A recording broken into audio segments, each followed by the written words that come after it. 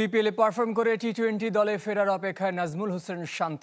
ভালো করলে ভারত ও শ্রীলঙ্কা বিশ্বকাপ খেলার সুযোগ দেখছেন এই ক্রিকেটার। জানিয়েছেন বিপিএল ঘিরে নিজের প্রত্যাশার কথাও।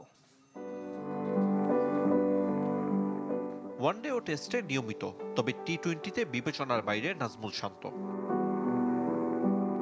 ওয়েস্ট ইন্ডিজ, আয়ারল্যান্ড সবশেষ 2 সিরিজে ছিলেন না শর্টার ফরম্যাটের স্কোয়াডে।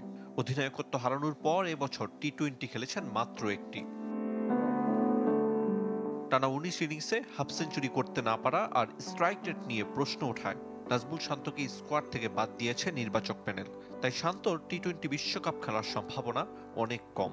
তবে বিপিএলে পারফর্ম করে বৈশ্বিক আসর খেলার আশায় এই টপ অর্ডার ব্যাটার। যারা স্কোয়াডে আছে তাদের প্রিপারেশনের জন্য এবং যারা স্কোয়াডে নাই দলে আবার কিভাবে আমরা কামব্যাক করতে পারি, এটারও একটা অপরচুনিটি। সো খুবই ইম্পর্টেন্ট, যদি আমরা টুর্নামেন্টে পারফর্ম করতে পারি অবশ্যই এটা আমাদের টি-20 ওয়ার্ল্ড কাপের জন্য অবশ্যই একটা কাজে আসবে। আরএফএল গিজার মানে চটজলদি পানি গরম, বিদ্যুৎ বিল 20% কম। আরএফএল গিজার, উষ্ণ পানির পরশ। দ্বাদশ বিপিএলে নিজ জেলা রাজশাহীর অধিনায়কত্ব করবেন নাজমুল শান্ত। পছন্দমতো দল সাজিয়ে তৃপ্ত এই ক্রিকেটার। বড় স্কোরে চাইতেও তার কাছে গুরুত্বপূর্ণ দলের প্রয়োজনে কার্যকর ইনিংস। আমি কখনো আমার পার্সোনাল গোলের জন্য কোনোদিন ক্রিকেট খেলিনি, কোনোদিন খেলবও না। টার্গেট সবসময় এটাই থাকে যে আমার কন্ট্রিবিউশনে যেন রাজশাহী টিম জিততে পারে।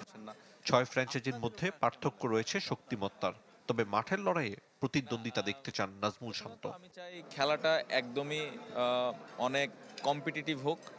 সবাই তো জেতার জন্যই খেলে, বাট আমি চাইবো যে খেলাটা অনেক ফেয়ার হোক এবং প্রত্যেকটা দল যে চ্যাম্পিয়ন হইতে চায় এই জিনিসটা যেন মাঠের মধ্যে দেখা যায়। স্পোর্টিং উইকেটে হোক বিপিএল, বিসিবির প্রতি শান্তর আহ্বান। আরিফুল ইসলাম, চ্যানেল 24, ঢাকা।